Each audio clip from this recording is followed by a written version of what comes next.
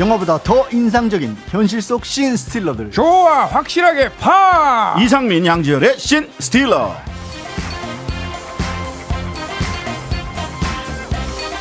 한 주 동안 정치권 화제의 인물 만나보는 신 스틸러. 오늘도 이상민 크리에이터, 양지열 변호사 나오셨습니다. 어서 오세요. 네, 안녕하세요. 반갑습니다. 예, 반갑습니다.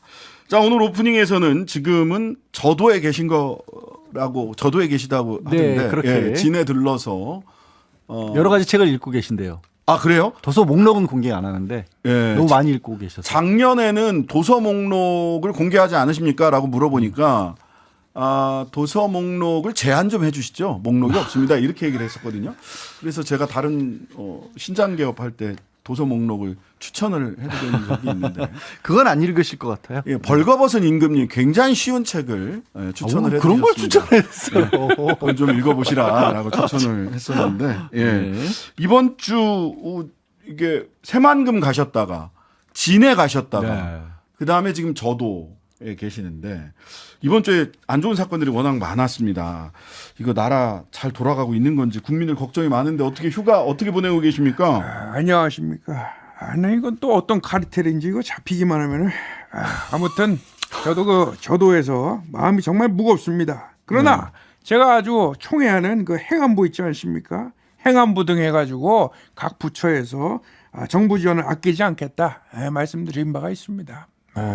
아니 그러니까 그 아끼는 행안부 장관을 새만금으로 파견을 해서 붙박이를 좀 하라고 하시지 왜 여가부 장관이 가 계시더라고요. 원래 주무부처긴 하니까. 아니 근데 공동조직위원장인데다가 네. 사실 소방, 경찰, 안전 문제는 또 주무장관이 행안부 장관이거든요. 상이 있으셨잖아요, 이상민 장관은. 모친상. 그래서 참 그런 것까지 언급을 해야 되나 나 참. 근데 저기 고생한 측면도 있지 않습니까? 직접 가서 보셨는데 보셨을 때는 저녁이라 아무 느낌이 없으셨어요? 제가 일어나는 게 힘들어가지고 힘들었습니다. 저도 더워가지고 예. 학생들이 얼마나 고생 많겠어요. 그거. 네, 그러니까요. 그 개막식 하다가 학생들이 쓰러진 학생들이 한둘이 아니라서. 자, 오늘의 첫 번째 씬 스틸러 관련해서요. 우리 휴가 중인 대통령 다시 한번 또 죄송합니다만 휴가 중이시지만 다시 한번 여쭤봐야 될 게 있어요. 또 일어나야 됩니까? 아유 힘들어. 앞에서 잡아드려야 되는데. 그렇습니다. 국정 파트너 없나 그? 이동관 방송통신위원장 후보자요. 이분이 그 이명박 정부 홍보수석일 때 국정원에 언론장악 문건 작성을 지시한 적도 보고받은 적도 본 적도 없다. 그러면서 저희 뉴스아이킥에서 박지원 원장이 나는 본 적 있다 이렇게 얘기한 거에 대해서 증거를 대라.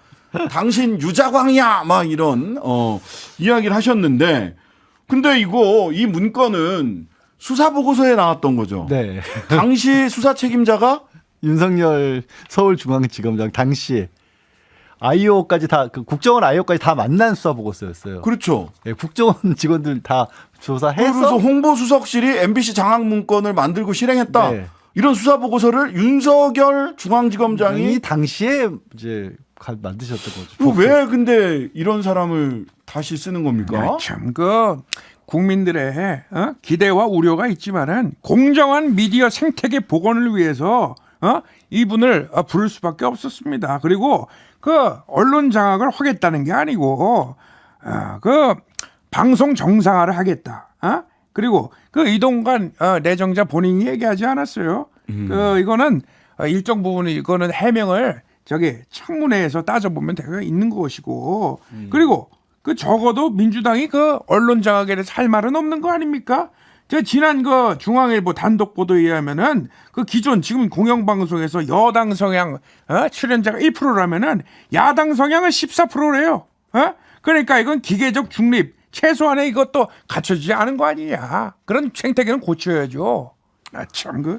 또 그 어떻게 들으셨어요? 리스트 말씀하신 거지 모르겠네. 아니 그리고 네네. 내 성대모사하는 그 이상민 씨도 그건 야당 성향으로 분류가 돼 있더만요. 이거 아주 심각한 문제입니다. 이거는.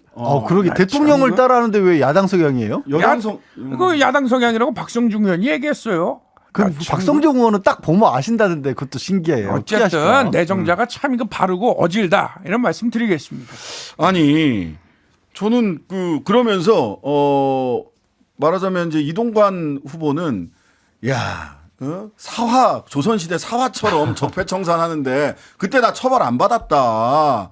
그것 때문에 잘못된 얘기들이 굉장히 많이 나왔을 뿐인데 네. 만약 정말로 문제가 있었으면 왜 내가 처벌을 안 받았겠느냐라고 하는데 당시에 이제 사실 뭐 공소시효나 이런 문제들도 있었던 걸로 그렇게 예. 알려져 있지 않습니까? 네. 실제 문제가 아예 안 됐다라기보다 왜냐하면 보고서가 만들어졌다는 건 문제가 있었다는 거고 근데 또 그런 말씀을 하세요. 홍보수석실이라죠. 홍보수석이라고는 또 안 돼 있지 않느냐. 아, 참. 참, 아니 자꾸 그런 식으로 말씀하신대요. 예. 우리 김 대표 한번 나와서 얘기해줘. 그 내가 이동관 씨를 왜 그 내정을 했어? 안녕하세요. 김기현이에요. 방송 질서를 바로잡을 적임자니까 대통령께서 부르셨겠죠. 왜 그래요? 거봐요, 거 참나 양변차. 아니 제가 한 얘기가 아니라 양변도 어떤 성향이 어떤지 봐야겠어요. 누구한테 맡기시려고요? 왜 그래요? 박성중 의원 전화 좀 받아봐요.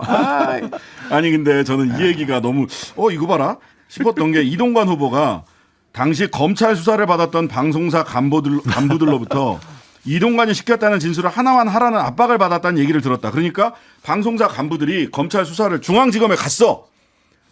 당시 중앙지검장 네. 윤석열 중앙지검장이 갔더니 검사들이 방송사 간부들한테 야 이동관한테 지시받았다는 얘기 한마디만 해. 그럼 당신 봐줄게. 뭐 이런 식의 얘기를 했다는 거 아니에요? 그렇게 이게 되게 그러면은 어떻게 되는 겁니까 이거? 그러니까 중앙지검 당시에 윤석열 중앙지검장에 있는 검찰청에 가서 방송국 간부들이 참고인 조사를 받는데 네. 갔더니 간부들이 이동관 때문에 힘드셨죠? 그 얘기 한마디만 해주세요. 라고 압박을 했다라는 거예요. 그럼 윤석열 당시 중앙지검장이 예, 강압 수사를 했다는 거 아닙니까? 그 얘기를 이동관 현재의 후보자가 하고 있는 거예요. 아니 어떻게 되는 겁니까 근데 이거? 그 이동관 후보자를 지명한 사람은 현재의 윤석열 대통령인 건데 그게 도대체 어떻게 이동관 후보자는 언론은 모르지 사실과 진실만을 얘기해야 되는 게 언론이라고 얘기를 하셨기 때문에 본인도 언론 출신이잖아요. 그렇죠. 이동관 후보자는 저는 사실과 진실만을 얘기하고 있을 거라고 믿습니다.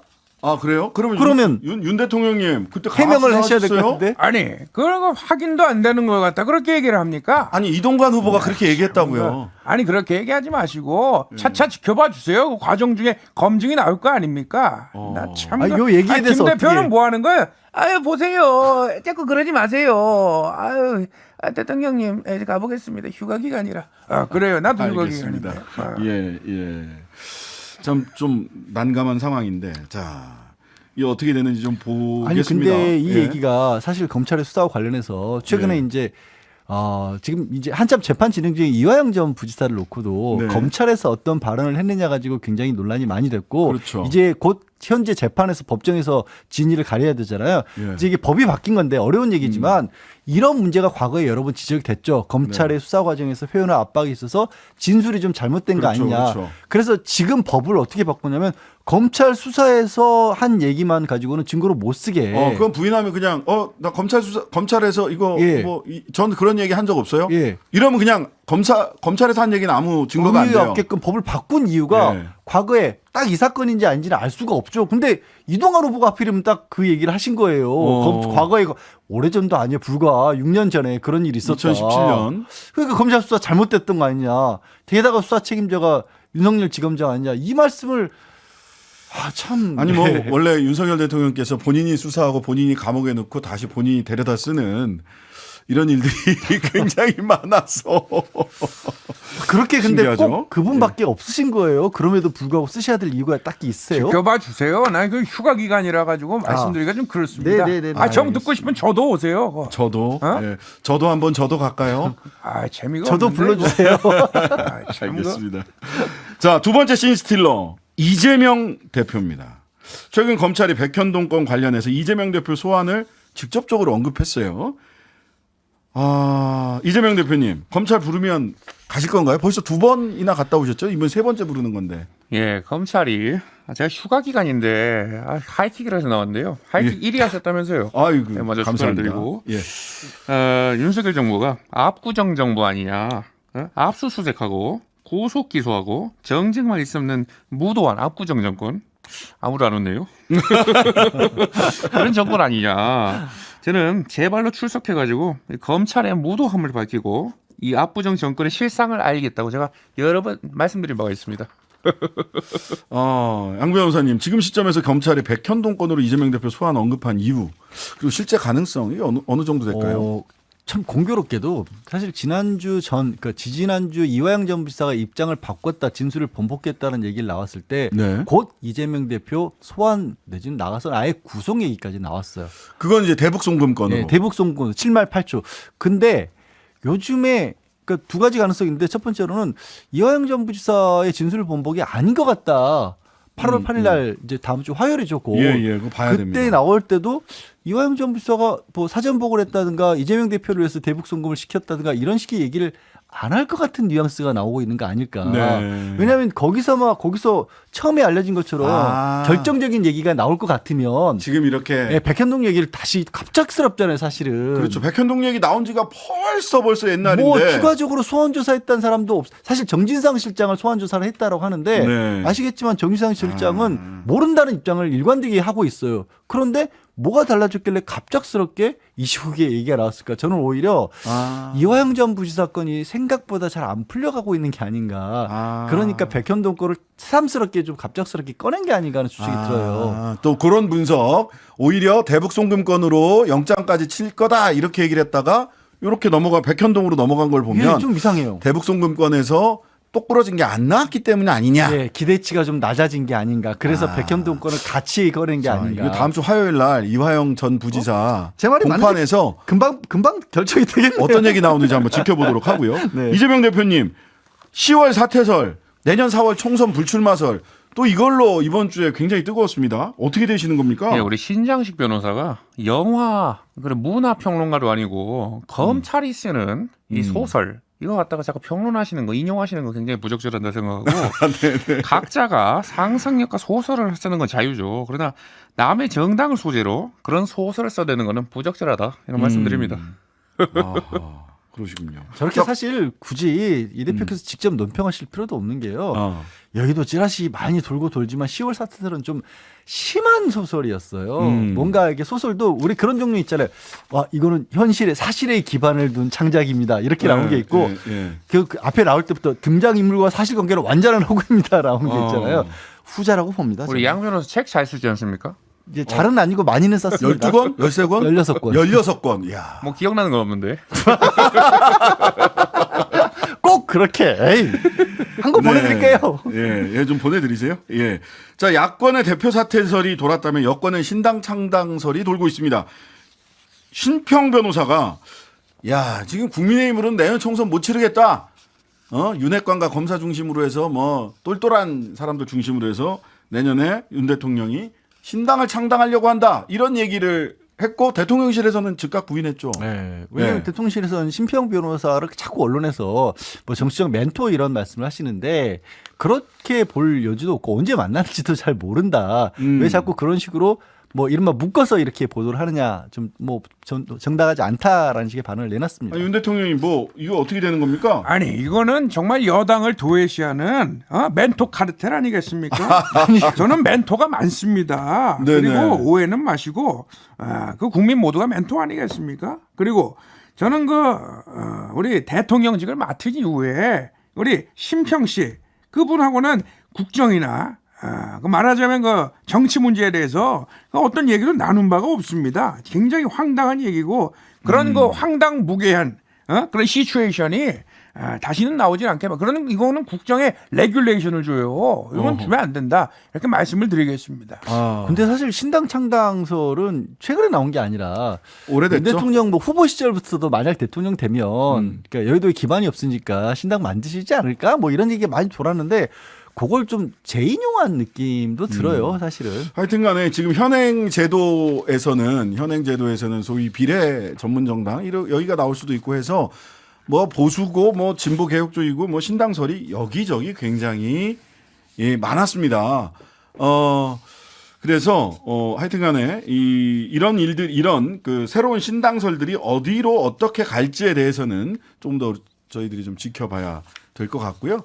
신평 변호사 인터뷰 그 문구 다시 살펴보니까 검찰 출신이란 말은 없었네요. 예. 제가 다른 소식을 들은 게 있어갖고 이게 좀 섞였던 것 같습니다. 정치 뉴스가 너무 많어. 예. 자, 신스틸러 세 번째 신스틸러는 윤관석, 이성만 의원에 대한 영장 심사가 오늘 지금 진행이 되고 있는지 끝나고 지금 고심 중인지 재판장 판사가 그런지 모르겠습니다. 이거 어떻게 지금 보고 계세요? 저는 글쎄, 저는 개인적으로는 뭐 청구 발부 가능성 자체도 낮다고 보는데 네. 이게 사실 이게 뭐 정치적으로 윤리적으로 봤었을 때 뭐 당내에서 이 당에 서로 뭐 다른 후보들을 위해서 저감을 돌렸다든가 이런 의혹이잖아요. 네. 의혹은 정치적으로 봤었을 때는 굉장히 안 좋은 것일 수 있는 건 맞아요. 그게 네. 사실이라면. 하지만 이게 또 바깥에서부터 제3자로서 뇌물을 받아서 이권을 나눠줬다거나 우리 대통령도 좋아하시는 카르텔이 만들어졌다거나 이런 거하고는 또 성격이 다르단 말이에요. 그런 걸 놓고 봤었을 때 과연 이게 법정형으로 따지면 나중에 유죄로 인정받아도 얼마만큼이나 선고가 나올까? 그러면 이게 구속영장까지 청구를 했었어야 될 사안일까? 그리고 요즘에 사실 법조계는 일반적인 형사사건 불구속 수사 원칙 정말 잘 지켜지고 그럼요. 있잖아요. 맞습니다. 요즘에는 거꾸로 정치권으로 가면 바깥에서는 불구속으로 될 만한 그런 범죄도 정치권에 가면 영장을 웬만하면 청구하는 그런 쪽으로 바뀐 것 같아요.